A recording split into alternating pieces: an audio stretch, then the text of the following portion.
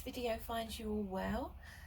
Welcome back to plot 19, and you'll find me in my shed this morning, and the temperature has risen by, goodness, nearly 10 degrees. What a change overnight. So it feels quite pleasant, even though the wind has got up, and yeah, I think another storm is on its way, but it is what it is. We make the most of it. It's very apt that I'm in my shed, because this week's video I thought I would talk about how the shed evolved on my plot. So when I took on the allotment, there was a shelter that had been built out of pallets and also some compost bins. So our allotment site is a council run site, so you pay a yearly fee. It's only in the last couple of years that they've permitted buildings, sheds specifically. They did allow small shelters, and then there was a change of management and they agreed that it was possible to have sheds, greenhouses, polytunnels. The only proviso, which is quite restricting, is they cannot be bigger than 6x4.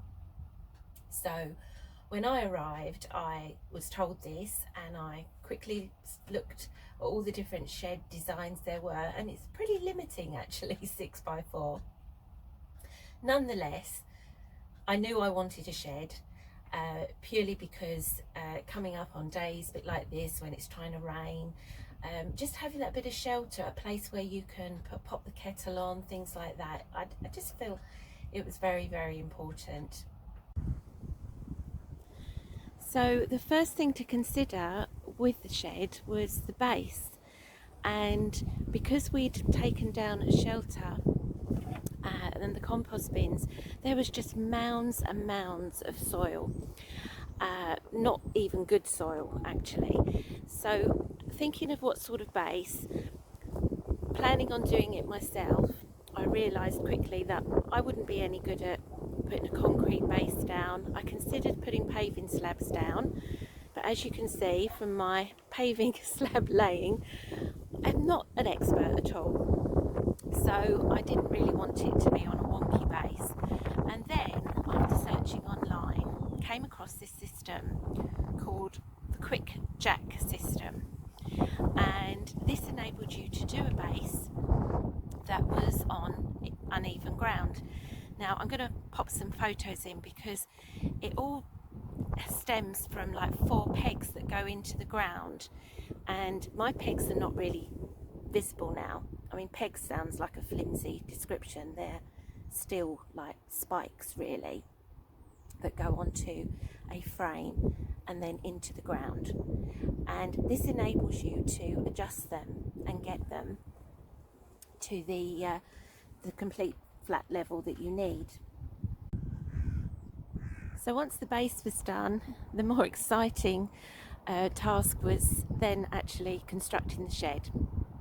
And I did get some help from my sons and my dad, and we came along and we managed to do it in less than a day.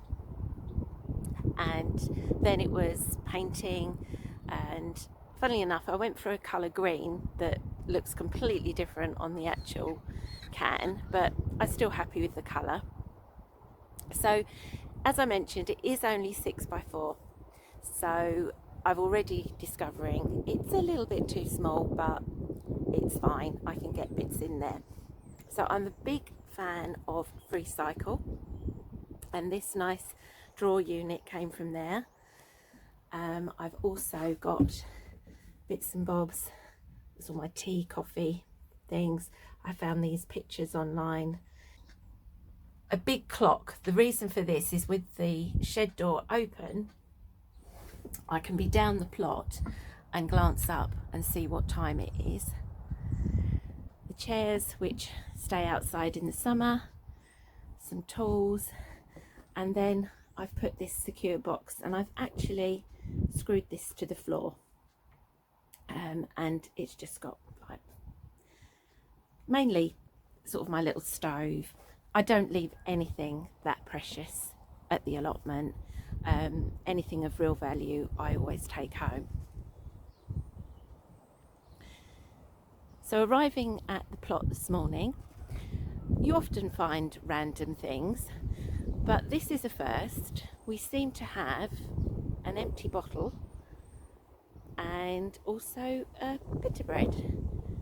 So a party was had, possibly not by the foxes. It also looks like that very cold snap has affected the field beans. You can see they're sort of touched a bit by the frost. But everything else looks in pretty good shape actually.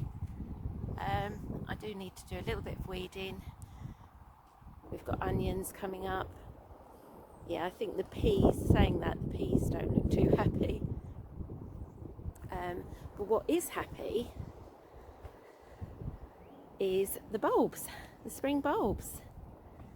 They're definitely coming up. So looking forward to seeing some colour there.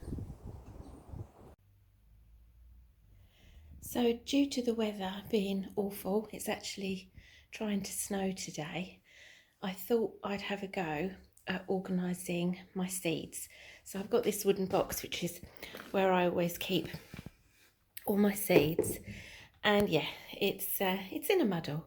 So I was trying to come up with an idea how I can organise these, and then I remembered I'd got these dividers left over from a file. So I'm going to have a go, see whether I can actually put the seeds in the order of the month that they should be sowed. I know that occasionally we bring things forward, but at least it'll give me some sort of organisation better than what I've got at the moment. So I think I'm done. It's not ideal, but it's definitely better than it was. So you can sort of see the dates.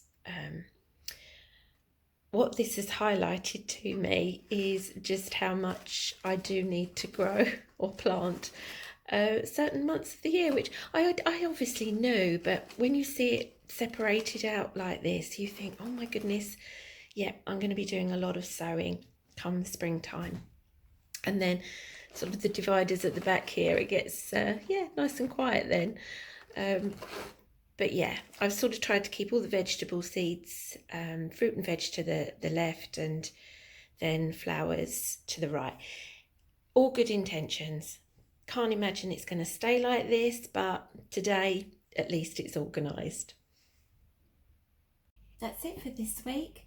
As always, thank you so much for watching. Take care now.